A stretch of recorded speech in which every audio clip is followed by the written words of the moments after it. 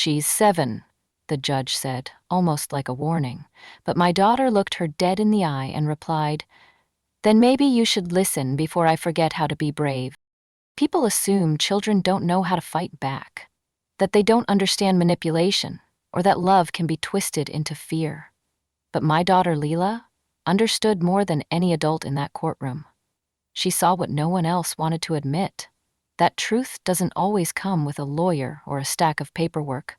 Sometimes it walks in wearing a pink hoodie and jelly sandals, holding nothing but a tiny handwritten letter. I never planned for her to speak. I thought I had to protect her from the fight. But she had been in it all along, just on a different battlefield. The nights, she asked why Daddy got so quiet when the phone rang. The mornings she clung to my coat like it was armor. The way she watched my hand shake, even when I smiled. Her father, Marcus, didn't shout in public. He didn't hit. He didn't threaten out loud. No, he was smarter than that. He erased me with calm precision, made me out to be fragile, unfit, emotional. And when he stood in court, tailored suit, steady voice, rehearsed concern, he looked like the better choice, the stable parent, the hero. I looked like the woman who couldn't keep it together. I had evidence, emails, texts, even a voicemail where he called me a parasite. But the judge didn't flinch. She said character is hard to measure. That's when I started to lose hope. That's when Layla did what I never could. She took out a folded note and said, "Can I read this before you decide?" I didn't breathe. No one moved. And in the space between her words and the judge's silence, something sacred cracked open. This is not a story about custody. It's a story about how the smallest voice in the room reminded everyone that truth doesn't need permission, just courage. Before the court dates, before the custody battle turned public, before I had to sit in rooms with my ex-husband and pretend we were talking about a child and not power, I lived in a small, yellow house with a crooked mailbox and a little girl who hummed when she brushed her teeth. Layla was the kind of child who remembered which days the moon was full and which sock drawer held the missing Barbie shoe. She was observant like that, quiet but not shy, gentle but never unaware. At night, she liked to sleep with her feet near the pillows and her head where most people would place their toes. "It makes me feel upside down in the right way," she said once. I didn't question it. I was just grateful she still felt safe enough to sleep like that. Marcus didn't live with us. He hadn't for nearly a year. He left quietly, in that lawyer-approved, reputation-friendly way, telling friends we were just giving each other space, and telling the judge I was having difficulty coping with the stresses of single parenting. What he didn't tell them was that he hadn't picked Leela up on a Thursday afternoon like he promised, 5 weeks in a row, that he criticized everything from the way I packed her lunch to how I held her hand crossing the street, that he called me dramatic when I cried and distant when I didn't. At first, I tried to co-parent. I believed in balance. I believed that a child deserved both parents. But belief doesn't hold up well against erosion. And Marcus? He eroded me. Not in ways that left bruises, but in ways that made me question whether the bruises were ever needed to begin with. He'd speak with kindness in public, then reduce me to fragments in private. He'd tell Layla, "Your mom worries too much," and then leave her with me for 2 months straight without even a phone call. When I brought it up, he smiled and said, "You always take things too personally." And for a while, I believed him. It wasn't until Layla stopped singing in the car that I realized something had changed. She used to sing everything. Songs from TV shows, things she made up about squirrels, even the spelling of her name. But one morning, halfway to school, I noticed the silence. No humming, no tapping the window. Just her eyes fixed on the road like she was memorizing every turn in case she needed to take them alone someday. I pulled over and asked if she was okay. She nodded, said she was just tired. But that's the thing about kids like her. They think protecting you means hiding the parts of themselves that are breaking. Later that week, I found a drawing tucked behind her backpack. It was of our house, but the roof was cracked and the sun in the sky had a frown. There were 3 stick figures, one tall with brown hair, me, presumably, one shorter with pigtails, definitely her. and one standing off to the side with a tie and no face. Just a blank circle where eyes and mouth should have been. I didn't ask. I didn't press. I just put it on the fridge and left a new pack of crayons by her pillow that night. Colors she liked, not the ones people said she should use. The first letter from Marcus's lawyer arrived the next Monday. Petition to establish primary custody based on concerns of maternal instability. I read the sentence 5 times. Then I sat down on the kitchen floor with the letter in one hand and a bag of frozen peas in the other because I couldn't think of anything else cold to hold. The claim was simple, that my emotional inconsistency posed a threat to the child's well-being. No examples, no events, just a story, crafted, clean, and convincing on paper. I called my own lawyer the next day. Her name was Beth, and she had a voice like someone who used to sing, but now mostly speaks in courtroom cadence. "They'll try to paint you as erratic," she said. "The good news is, you don't need to prove you're perfect, just steady." I almost laughed. Steady? I hadn't felt steady in months. I was tired. I was scared. But I was also angry in a way I hadn't been before. Not the kind of anger that yells. The kind that plants its feet and whispers, "No more." Marcus requested supervised visits, citing that Layla seemed withdrawn after time with me. He didn't mention that during one of those visits, she came home with her hair tangled and a tear in her dress that no one explained. He submitted notes from a child psychologist he'd only taken her to twice, both times unannounced, both times without my knowledge. The psychologist's report was vague. The child expresses confusion about household dynamics and exhibits signs of emotional enmeshment. It sounded clinical. It sounded damning. It sounded like something Layla would never say. I asked Beth what to do. She told me we'd respond with documentation, school records, medical appointments, even letters from her teachers. We built a paper fortress, pages and pages of evidence that said, "This child is cared for." But I knew the truth lived somewhere paper couldn't reach. It lived in how Leela flinched when the phone rang, and Marcus's name showed up. It lived in the way she asked if it was okay to tell her teacher about the dreams she had. Dreams where she couldn't speak, only nod, while someone else made decisions with her mouth. One evening, Leela came into the kitchen while I was making dinner. "Can I ask you something without you saying it's fine right away?" I turned off the stove. "Of course," I said. She looked at the floor. "If someone tells you you're imagining something, but you're not, how do you make them stop?" I didn't answer right away. I knelt down, met her eyes, and said, "By not forgetting what you know, even if they never believe you." She nodded slowly. Then she pulled out a small notebook from her hoodie pocket. It was filled with drawings. Some were sweet. Others were complicated. One had a stick figure with a long arm pushing another figure behind a door. She'd labeled it, "Talking time equals shut up time." That night, after she fell asleep, I sat in the living room and flipped through her notebook. There were patterns, themes, repetition. One page had the words, "I'm not crazy," written over and over in different colored markers. Another simply said, "Mom cries when I don't look." I clutched the pages like they were testimony. Not the kind the court asked for, the kind only children dare to write. The next morning, I asked if she'd be willing to talk to someone, not a court-appointed specialist, but someone she chose.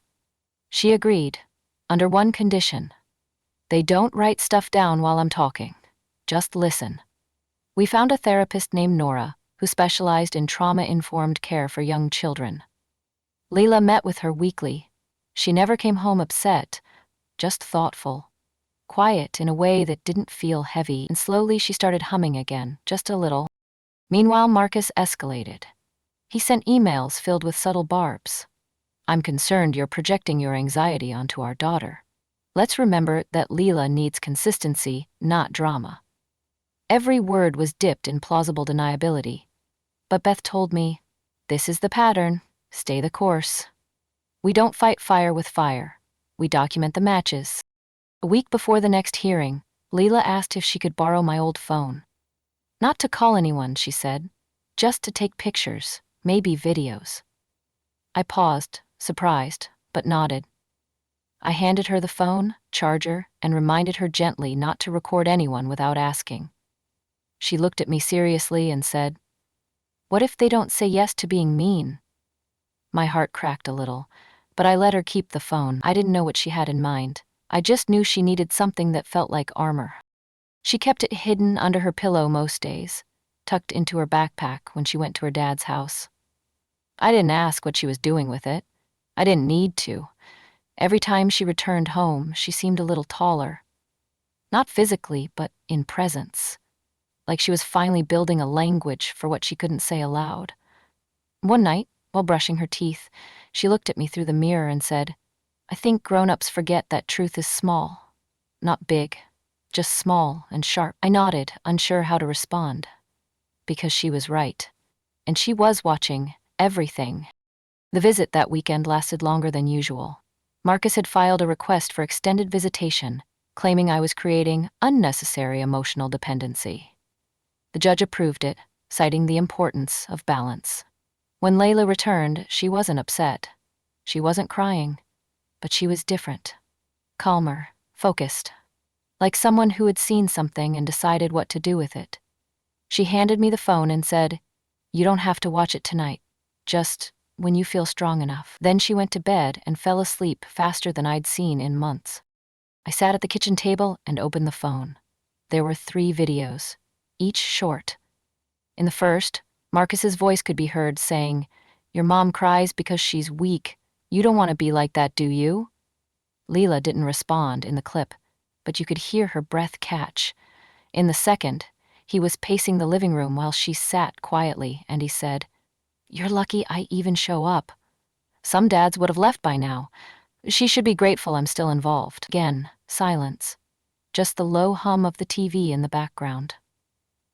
The third clip was the hardest. It was blurry, shot from under a blanket, but his voice was sharp. "If you ever tell anyone what I say, they'll think you're making it up. They'll say kids exaggerate." I stopped the video, not because I couldn't handle it, but because I could. I finally could. The words weren't surprising, but hearing them, knowing they existed outside of my memory, was like having a wound named for the first time. I forwarded them to Beth. She called 30 minutes later.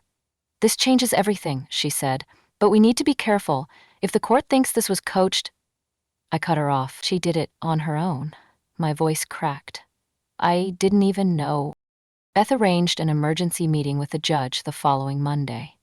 She submitted the videos, accompanied by a signed statement from Nora, Layla's therapist, verifying that the child had independently expressed a desire to document moments that made her feel unsafe. We didn't submit the notebook. That was still Layla's, sacred, hers alone. But the videos were enough to reframe everything. "We'll request to suspend unsupervised visits immediately," Beth, "and we'll argue for a third-party child advocate?" I nodded. I didn't shake this time. I didn't cry. I was steady. Not because I wasn't afraid, but because I wasn't alone anymore. That night, I told Layla what we were doing. She didn't ask what would happen to her father. She didn't ask if she would have to testify. She just asked one thing. "Will I have to say it out loud in front of strangers?" I hesitated. "Maybe, but you don't have to say everything. Just the part you want to say." She thought for a moment, then said, "I think I'll write it down, so I don't forget when I get nervous." I hugged her tightly. "You don't have to be brave every second," I whispered. "Just the seconds that matter." She nodded. "Then I'll pick one." We practiced nothing. We rehearsed nothing. I didn't coach her. I didn't even ask to see what she was writing. The night before the hearing, she folded a piece of notebook paper and slipped it into her backpack. "I'm ready," she said, and I believed her. Not because she was confident, but because she had chosen this moment for herself. In court the next day, Marcus wore a navy suit and a look of mild indignation. His lawyer filed a counter motion, claiming emotional tampering and parental coaching. The judge looked tired. but not indifferent. She asked for quiet. She reviewed the videos. She read Nora's statement. And then, looking over her glasses, she said to Marcus, "These are not the words of a mother coaching a child. These are the echoes of a child asking to be heard." Then she turned to Layla. "Do you want to speak?" Layla stood slowly. She pulled the folded paper from her pocket and asked, "Can I just read this part?" The judge nodded. Layla took a breath and began. Layla unfolded the paper with careful fingers, like it might fall apart if she moved too fast. Her hands trembled just a little, but her voice didn't crack. Not once. She stood on her own, small in stature but impossibly steady, and looked the judge directly in the eyes before she began. "This is what I want to say," she announced. "It's not long." She didn't speak like a child forced to memorize someone else's words. She didn't rush. She didn't pause for effect. She just spoke. "My name is Layla. I am 7 years old. I like art and rain and waffles that aren't too crispy. I know when people are mad even if they smile. I know when they're pretending. Sometimes my dad says I should be more brave, but I don't think brave means being quiet. I think it means telling the truth, even if people say not to. I love my dad. I love my mom, but when I'm with my mom, I can sleep. When I'm with my mom, I don't count the minutes until it's over. I just live." The judge didn't move. No one in the courtroom did. Marcus shifted slightly in his seat, but he didn't speak. Layla went on. "My mom doesn't cry all the time, only when she thinks I can't hear, but when she does, she always says sorry after, even though she doesn't need to. My dad tells me not to believe things I feel. He says I make up stories. But this isn't a story. It's what I remember." She paused there, folded the paper in half again, looked up at the judge and said, "That's all." It took nearly a full minute before the judge responded. She leaned back slowly, removed her glasses, and said, "Thank you, Layla. That was very brave." Her voice had shifted, slightly softer, less procedural. Then she looked at Marcus. "Mr. Taylor, do you wish to respond before I make my temporary recommendation?" Marcus stood. He adjusted his jacket. "Your Honor, this feels emotionally manipulative. Children Layla's age are easily influenced." But the judge raised her hand. "You may stop there." She turned to the child advocate seated to the right. "Ms. Jameson, based on what you've observed, is there any indication that Layla has been coerced, coached, or otherwise influenced inappropriately?" The advocate shook her head. "No, Your Honor. Layla's emotional narrative has remained consistent across all interviews. She does not present with signs of planted memory. In fact, she shows remarkable emotional literacy for her age. Her drawings, her verbal patterns, and her behavior all align." Marcus sat down, visibly stunned. It was the first time I saw him look unsure of himself. Not angry, not defensive, just uncertain, like he'd walked into a story he couldn't rewrite. The judge ordered a recess, 15 minutes to consider next steps. During that time, I didn't speak. I held Layla's hand and let her swing her feet beneath the bench. She didn't ask how it went. She didn't need to. The way her shoulders had dropped slightly, the way her grip on me loosened but didn't let go, it told me everything. For the first time in months, her body wasn't bracing for the next strike. It was resting. Tentatively, but still resting. Beth leaned in quietly and whispered, "I think we've bought time. Not a final ruling, but it shifts the energy in the room. Judges remember calm clarity, not volume." I nodded, but I knew Marcus. He wouldn't leave the battlefield, not now, not when it stopped going his way. He was the kind of man who turned retreat into strategy.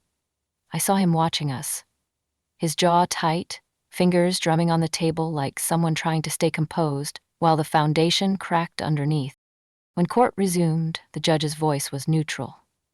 "Until a full hearing can be conducted, I'm placing a temporary hold on all unsupervised visitations with Mr. Taylor. A court-appointed child specialist will evaluate both households, and Layla will remain primarily with her mother during this period. Marcus stood up, fists clenched. This is outrageous. She's manipulating this entire situation, the judge interrupted. Mr. Taylor, please sit down. Any further outbursts will be noted on the record. And just like that, the mask slipped. He sat, seething. But he didn't look at me. He looked at Layla. Not with love, not even anger, with calculation. That was worse, because it meant he was still planning, still finding the next move. I squeezed her hand gently, a silent signal that I saw it too, that I wouldn't let him take her peace without a fight. Not now, not ever again. When the hearing adjourned, we stepped out into the afternoon sun. It was colder than I remembered, but it didn't bite. Beth handed me a folder. Next steps, evaluations, follow-ups, documentation. I nodded. It felt manageable. Heavy, but manageable. Layla looked up at me and said, "Did we win?" I crouched beside her. "Not yet," I said. "But we were heard." She smiled. Softly, briefly. "Then that's enough for now." The whispers started almost immediately. A neighbor I barely knew stopped waving. Layla's old piano teacher emailed to say she was reevaluating her availability. At school pickup, 2 moms who used to ask about recipes suddenly looked away when I approached. It wasn't dramatic, it wasn't loud, but it was everywhere. Marcus didn't need a courtroom to turn people. All he needed was the right suggestion in the right ear. "She's unstable. She's isolating, Layla. You know she's always been a little intense." Words like that don't need proof, they just need tone. Beth warned me it might happen. Controlling men don't just let go, they reframe. If he can't win in court, he'll try to win in public. I nodded, but it didn't make it easier when Layla's best friend's mom canceled a playdate with no explanation. Or when the church bulletin stopped including my name in the volunteer list. Or when Layla came home asking, "Why does Aunt Claire think you don't let me see Daddy?" I didn't tell her the truth, not all of it. I just said, sometimes grown-ups hear pieces of a story and think they know the whole book. Marcus played the long game. He showed up at school with Layla's favorite snacks, dropped off handmade art kits at the office, just in case she wants to create, and sent a long letter to the principal, expressing concern that she seemed distant and emotionally restricted. Every action designed to say, "Look how involved I am." Every word soaked in subtext. She's keeping my daughter from me. And the worst part, it worked. Even if people didn't fully believe him, they doubted me. And doubt, in a mother's world, is a slow erosion. Layla noticed, of course she did. She started asking if I was okay more than usual. Started drawing again, but this time mostly stars with jagged edges. "They shine even if they're sharp," she said. And one night as I tucked her in, she whispered, "I know they don't see you, but I do." I kissed her forehead and turned off the light. Then sat outside her door and cried. Silently. Because I didn't want to prove him right. A few days later, I found a letter on my pillow. Not from Marcus. Not from a lawyer. From Layla. Written in glittery gel pen on the back of a math worksheet, it read, "Dear Mom, I know some people say stuff that isn't true. I hear them, but I hear you more. When you say, 'I'm okay,' and you're not, I still believe you're trying. When you pack my lunch and forget the juice, I know you were rushing because you were doing everything else. When you say, 'I love you' at night, I know it's not just a habit. It's a promise. Love, Layla." I sat on the edge of my bed for a long time, that letter open like a lifeline. I didn't cry. Not this time. I just folded it, placed it in my wallet, and knew that no matter how loud the outside got, this one voice, this small, steady voice, would be louder where it mattered. It wasn't just about defending myself anymore. It was about showing her that survival isn't silence. It's showing up, again and again, even when no one clapped. That weekend, we planted lavender in the backyard. Not because we had time, not because it made sense, but because Layla said, "I want our house to smell like something that grows even when people step on it." She chose the spot, dug the hole, patched the dirt with both hands like she was tucking in something sacred. I watched her and thought, this is how you rebuild. Not with noise, with roots.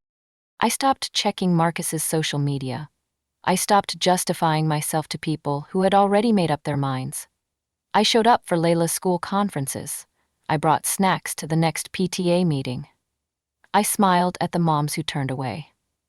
Not out of spite, but because Layla deserved a mother who wasn't afraid of shadows anymore, who didn't live on the edge of reaction, who didn't flinch when the world refused to look deeper. Layla asked me one evening, if no one ever says sorry, how do you forgive them? I thought for a long time. Then I said, by choosing peace louder than they chose power. She nodded like she understood. I think she did. She always understood more than I gave her credit for. The court-appointed specialist's name was Dr. Elaine Rowe. She came with soft cardigans, wire-rimmed glasses, and a clipboard that never left her side. But unlike the others, she didn't watch me like I was a checklist. She watched Layla. Not just her answers, but her pauses, her glances. The way she touched the hem of her shirt when someone asked her a question she didn't like. The way she leaned slightly toward me without realizing it. These were things you couldn't script. Dr. Rowe visited both homes. At Marcus's condo, she noted the cleanliness, the framed diplomas, the fresh fruit in bowls. But she also noted how Layla sat with her arms folded, how she asked twice to go to the bathroom, then didn't return for 10 minutes. She hides when she's overwhelmed, the report later read. At our house, things weren't perfect. There were dishes in the sink, a pile of unfolded laundry on the couch, but Layla painted at the table while we talked. She offered Dr. Rowe a muffin she'd made herself. It's a little burnt, she said, but it's okay to like things that aren't perfect. When Dr. Rowe asked Layla what made her feel safe, she said, being asked how I feel and not just what happened. When asked what scared her, she paused a long time before answering. When people say everything's fine, but their face looks like thunder. Dr. Rowe simply nodded. She didn't probe, she didn't push. She let silence fill in the truths no one wanted to say out loud. I didn't attend the full interview Marcus had, but I saw his follow-up email to Dr. Rowe. A long, defensive letter explaining why Layla was easily impressionable, why I was emotionally manipulative, and how he believed the evaluation shouldn't prioritize a child's feelings over objective stability. But Dr. Rowe had seen too many families to be moved by polished language. She replied simply, my report will reflect direct observations and the emotional safety of the child. At the second hearing, Dr. Rowe presented her findings. Her voice was calm, clinical, but there was weight in every word. Layla exhibits high emotional intelligence and a clear understanding of her environment. While both parents are capable of providing basic care, the child shows elevated anxiety during time spent with Mr. Taylor and expresses consistent verbal and nonverbal cues of distress. The home environment with Miss Rhodes demonstrates comfort, expression, and psychological safety. Marcus's final strategy was to dig into my past. He submitted old medical records, anxiety prescriptions from 6 years ago, a brief note from a counselor I saw during postpartum depression. He requested that the court consider patterns of instability, attaching emails I'd written years ago. During late nights when Layla was teething and I was barely holding it together. One read, sometimes I think I'm failing. I cry, and that sentence, lifted from a longer email to a close friend, now sat on the court record like a weapon. Beth sat beside me and whispered, they're trying to reframe exhaustion as danger. It's a common tactic. I nodded, but it stung anyway. I remembered that night. I remembered holding Layla, both of us crying in the dark, thinking I was the only one breaking. And now that moment, so fragile, so human, was being used as evidence that I didn't deserve her. I looked over at Marcus. He sat with his hands folded, face calm, like he'd just made a brilliant chess move. But he forgot something. I wasn't that woman anymore. Dr. Rowe, when asked to respond to the new documents, stood without hesitation. Historical mental health struggles are not inherently disqualifying. In fact, Ms. Rhodes demonstrates insight, reflection, and recovery. More importantly, the child's current well-being shows no correlation with the concerns presented. If anything, the contrast between past vulnerability and present stability reinforces the strength of the current bond. Her words landed like stone, calm, unshakable, and true. Marcus tried to object. She's just spinning it. Every flaw, every mistake gets turned into a virtue. That's not fair. The judge held up a hand. Mr. Taylor, you've had the opportunity to present your evidence. We will not relitigate emotional context without professional interpretation. For the first time, Marcus looked cornered. Not outraged, not smug, just trapped in the story he thought he controlled. That night, Layla and I watched the stars from the porch. She didn't ask what happened in court. She just held my arm and whispered, "I don't like when people use old things to make someone feel new broken." I smiled into her hair. Me neither, baby. Me neither. A week after Dr. Rowe's report, Marcus started showing up in places he knew we'd be. Not breaking laws, just towing the edge. He appeared at Layla's school book fair, standing near the doorway with a polite smile. He left a bouquet of flowers on our porch with a card that read, "For both my girls." He waited by the bike rack after art class one Thursday, claiming he was just driving by. Nothing explicit, nothing provable, but enough to turn every ordinary outing into a question mark. I logged every appearance. Time, place, what he said, what Layla did. I didn't exaggerate. I didn't panic. I just documented. Because I knew what he was doing. Trying to rewrite the narrative again. He's just trying to be involved. He's not hurting anyone. Isn't that what fathers are supposed to do? But involvement without invitation isn't love. It's intrusion dressed as sentiment. Layla didn't cry, she didn't act out. But her drawings changed again. Stars turned into eyes, lots of them, watching. One picture had a tiny stick figure standing at a window, and another figure outside holding balloons. "What's this one?" I asked gently. She shrugged. "Someone who forgot how doors work." My throat closed. I kissed her head and said nothing. Beth submitted a request for a protective boundary extension, not full restraining order, just a court-monitored limitation. "This is about control," she told the judge, "and the child is beginning to recognize it without being taught to." Dr. Rowe agreed. She testified that Leela's emotional markers indicated a child trying to soothe an adult's presence rather than engage it. "This is not estrangement," she said plainly. "It's retreat." Marcus finally spoke. "You're acting like I'm some kind of monster. I'm her father." The judge's voice was measured, and the court has not removed that title. But parental rights do not include unregulated access when that access causes distress. Marcus looked stunned. He didn't raise his voice. He didn't argue. He just sat down, quietly dismantling under the weight of a truth he could no longer spin. The night before our final evaluation session, Layla brought me a drawing. She didn't say much, just slid it across the table like a quiet offering. I looked down and saw two trees. One tall, perfectly shaped, but with no leaves. The other smaller, a little crooked, but full of flowers and birds. Between them stood a little girl with a watering can. "Which one are you?" I asked softly. She tilted her head. "Be girl," she said. "Because I don't live in either tree. I live where I choose to grow."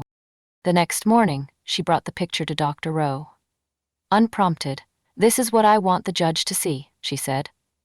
Dr. Rowe didn't ask for an explanation. She didn't need one.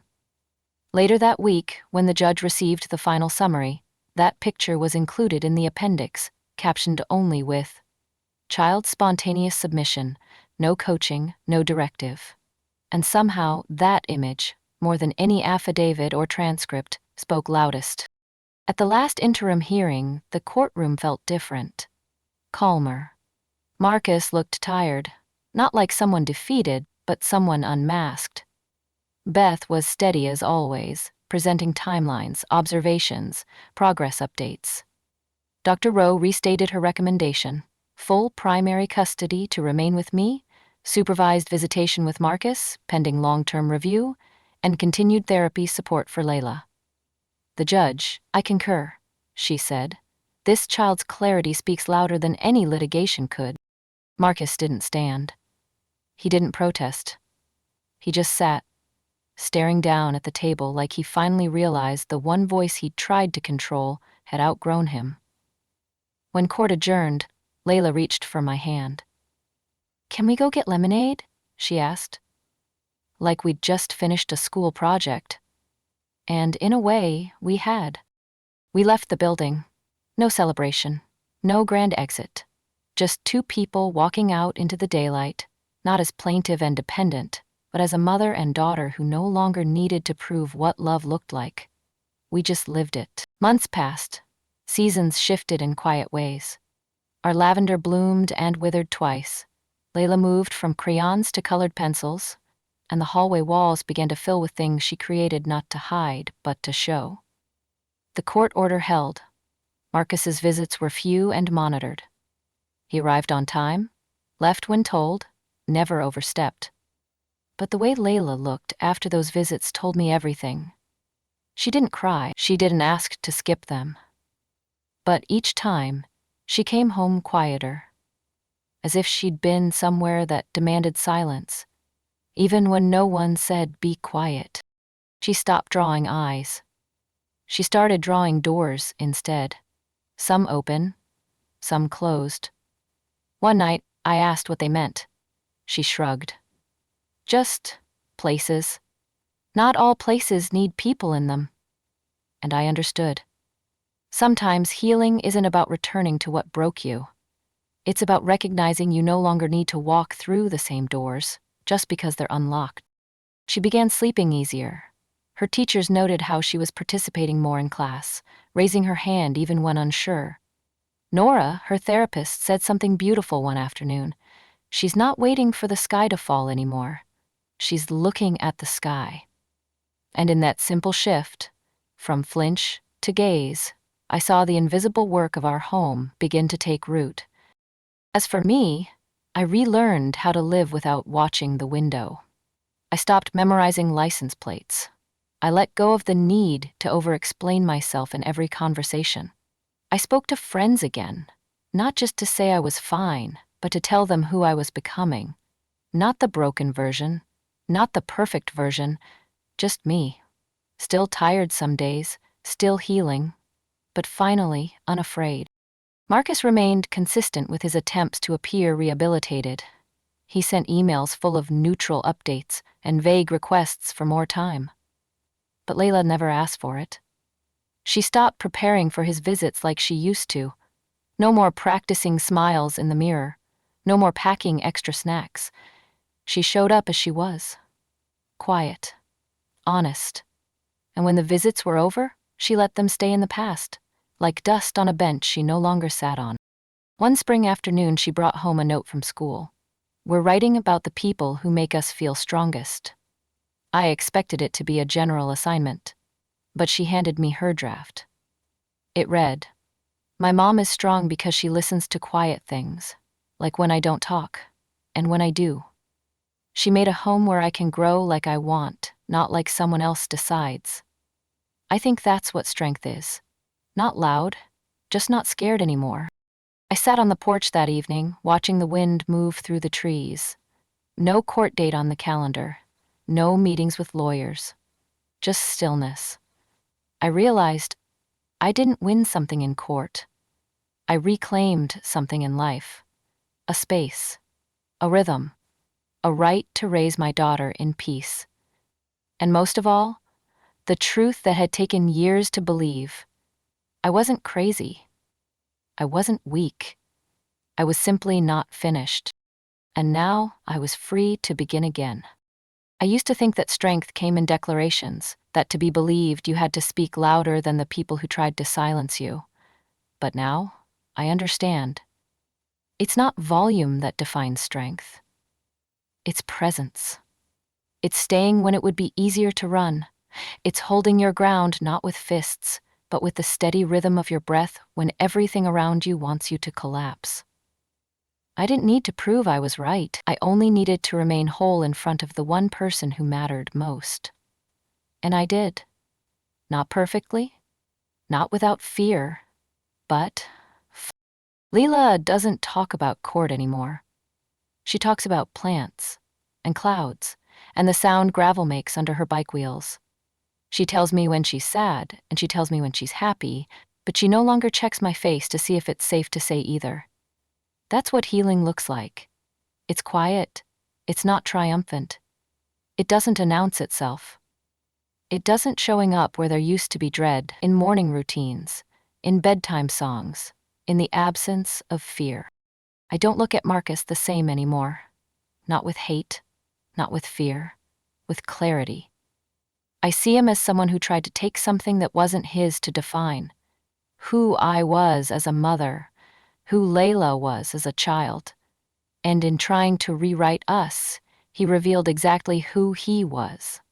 The real victory wasn't in court. It was in the space between his last manipulation and our final refusal to believe it. That space is where our lives now live. Spacious, simple, our own. Sometimes I still wake up early and check the window. Habit is stubborn that way. But the difference is, now when I look out, I don't expect a threat. I see the street, the sky, the same world, but without the shadow pressing against the glass. I pour coffee. I wake Layla. I pack her lunch. We move forward not because we forgot, but because we remembered how to keep living. And in the remembering, we stitched something back together that was always ours. Peace.